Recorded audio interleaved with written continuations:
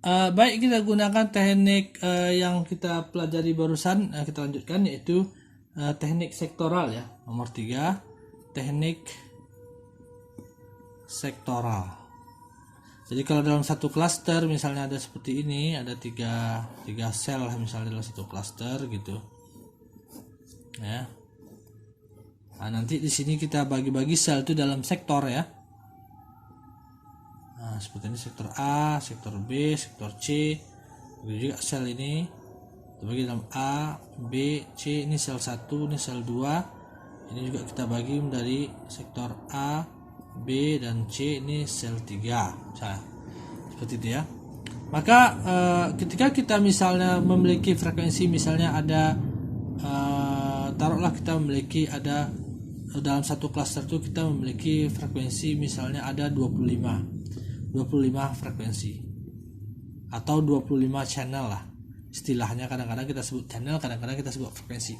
Maka kalau kita membuat tabel alokasi frekuensinya, yaitu misalnya di sini tabelnya lah 1A, sel 1B, sel 1C, sel 2A, 2B, 2C, kemudian 3A, 3B, 3C gitu kan.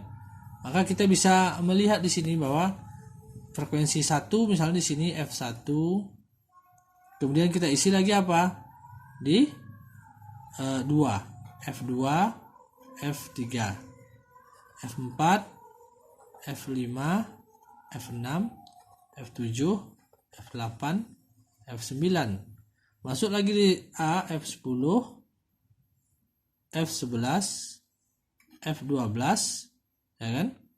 Kemudian F13, F14, F15, F16, F17, F18, F19, F20, F21, F22, F23, F24, F25.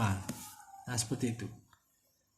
Karena kita punya 25 buah channel. Bisa kita lihat di sini dalam satu dalam satu wilayah, yaitu wilayah A ini, sel 1 wilayah A, dia memiliki frekuensi yang jaraknya cukup jauh, yaitu memiliki jarak 9 dari F1 ke F10 itu 9, dari F10 ke F19 itu 9. Jadi dalam setiap sektor, dengan menggunakan sektor, dalam setiap sektor kita memiliki jarak 9, 4 ke 13 9, 13 ke 22 9, 7 ke 16 9, 16 ke 25 9.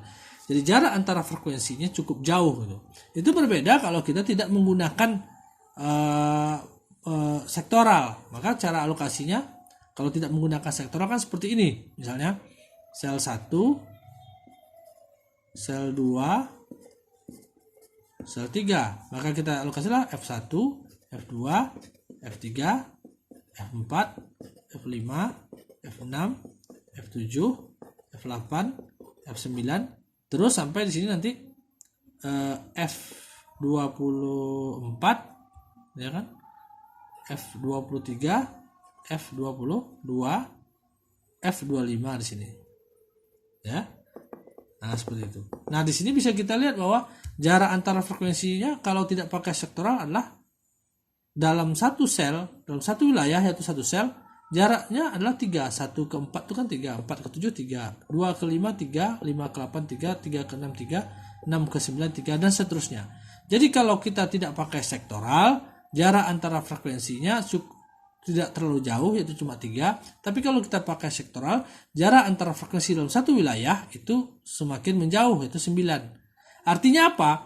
Semakin jauh jarak frekuensi yang bersebelahan, itu artinya kita memiliki interferensi yang semakin kecil. Jadi interferensi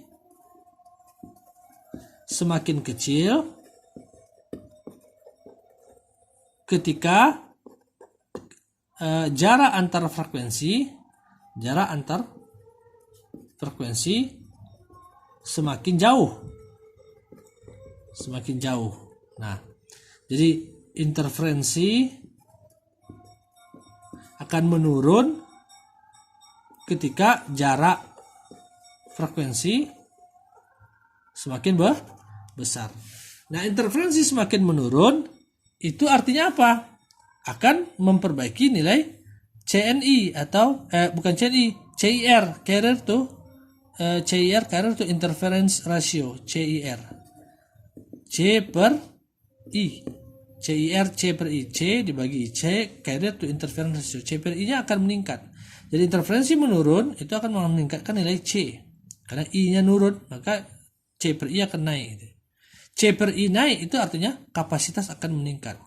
Kapasitas akan meningkat. Kenapa kapasitas akan meningkat? Karena rumus Shannon, kapasitas itu adalah bit rate dikali 1 tambah S per N, atau S per N ini dalam sistem analog, dalam sistem digital dia C per I. Nih. Jadi kalau ini naik, maka kapasitas akan naik. Ya. Nah, inilah teknik yang digunakan untuk meningkatkan kapasitas yang ketiga, yaitu teknik sektoral. Yang keempat, teknik yang terakhir yang digunakan untuk meningkatkan kapasitas ini adalah dengan menggunakan TDMA, dengan menggunakan multiple access, atau kita sebut dengan TDMA atau multiple access, ya. Multiple access. Nah, teknik yang digunakan, multiple access yang digunakan dalam sistem seluler seringnya adalah TDMA, time division multiple access, di mana di sini menggunakan TDM 7 ya, 7, di mana ada satu frekuensi atau satu channel itu akan dibagi dalam 8 time slot, ya.